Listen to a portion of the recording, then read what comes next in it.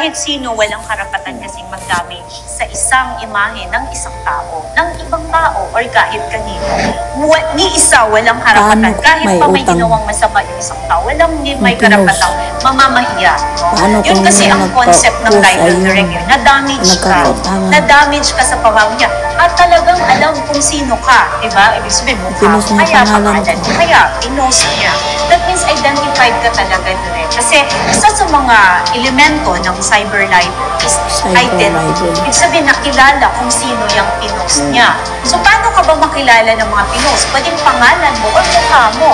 Diba, direct? Kasi, paano nila makilala kung sino yung pinupost mo, diba? So, pwedeng mukha, pwedeng pangalan. Pero, may mga iba pang mga exceptions niya, direct. Pero generally, yan yung cyber libel. Doon nag-uulat. Ano ang susunod na dapat? Okay. So, ang una mong gagawin talaga nito, profile ka ng, una, pwede mong idaan sa blotter. Ay, hindi mo sa barangay? Pwede naman hindi nadadaan sa barangay. Okay, sa blotter mo pala. Pwede kang mag-blotter, tapos file mo sa fiscal's office, sa office of the prosecutor. File ka na agad ng cyber libel.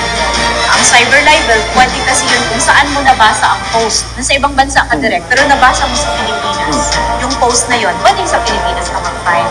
Ganon yun.